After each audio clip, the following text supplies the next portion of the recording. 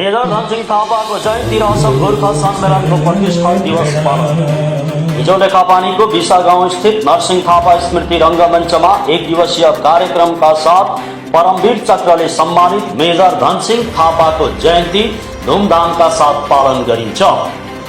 त्यसै दिन 10 अप्रिल असम गोर्खा सम्मेलनको प्रतिष्ठा दिवस पनि भएकाले संयुक्त रूपमा यो कार्यक्रम पालन गरिन्छ।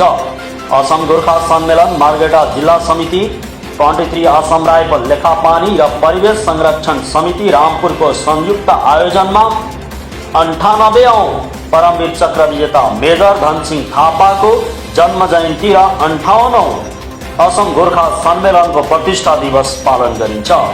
कार्यक्रमको सुरुवात असम गोर्खा सम्मेलन मार्गेटा जिल्ला सभापति एम बहादुर छेत्रीले झण्डोत्तोलन गरेर गर्नुहुन्छ भने स्मृति तर्पण टीका भट्टराईले गर्नुहुन्छ।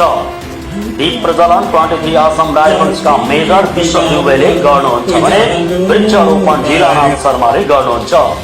तीनैवटा संस्थाको प्रयासमा पहिलोपल्ट यो जयन्ती पालन गरेको जान्न पाइन्छ। चित्राङ्कन प्रतियोगितापछि आम सभा हुन्छ, जसको सभापतित्व एम बहादुर छेत्रीले गर्नुहुन्छ। सभामा विभिन्न संगठनका प्रतिनिधिहरू उपस्थित भएर वक्तव्य राख्नुहुन्छ। असम गोर्खा सम्मेलन मार्गेटा जिल्ला सचिव शिवलाल श्रेष्ठ र लीलानाथ शर्माले यसरी एनबी असमलाई बताएका छन्। आज परमवीर विजेता मेजर धनसिंह थापाको प्रतिष्ठा दिवस जन्म जयन्ती र फेरि एउटा गौरवको कुरा असम गोर्खा सम्मेलनको प्रतिष्ठा दिवस र आज दुईटै यसमा हामीले प्रतिष्ठा दिवस र जन्म जयन्ती भव्यताका साथ पालन गरिन्छ र जति पनि आउनु भएको उहाँहरू अतिथिवर्गलाई पनि हामी धन्यवाद टक्राइदिन्छौँ र आउँदो दिनमा यसै गरी गोर्खा सम्मेलनको प्रतिष्ठा दिवस र मेजर धनसिंह थापाजीको जन्म जयन्ती एकै साथमा मनाइने गरेर हामीले कन्टिन्यू गरिरहन्छौँ र हाम्रा गौरव परमवीर विजेता मेजर धनसिंह थापा चीनको 62 युद्धमा तमाम जनले उहाँले पराक्रम देखाएकोमा उहाँलाई हामीले अन्तरात्माले सल्युट गर्दछौँ। परमवीर चक्र सम्मानित मेजर धनसिंह थापाको जन्म दिवस र असम गोर्खा सम्मेलन दिवस एकै दिन परेको हुनाले आज बिसा गाउँ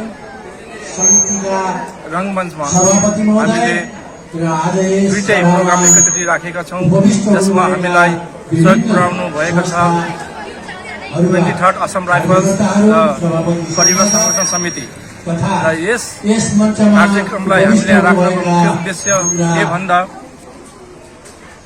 धनसिंह थापा मेजर धनसिंह थापाज्यूको जो त्याग बलिदान र तपस्या छ त्यो हाम्रो समाजमा फैलियोस् र 21 जना परमवीर चक्र विजेताभित्र एउटै गोर्खा मूलका भारतीय नागरिक मेजर धनसिंह थापाज्यूले प्राप्त गर्नुभएको कुरा सर्व समाजमा विदित होस्, सबैले घर घर पुगोस् भन्ने हाम्रो चाहना हुनाले आज हाम्रो यो भित्री भेग बिसा गाउँमा हामीले यो कार्यक्रम राख्यौँ। News desk report Navavarta Assam.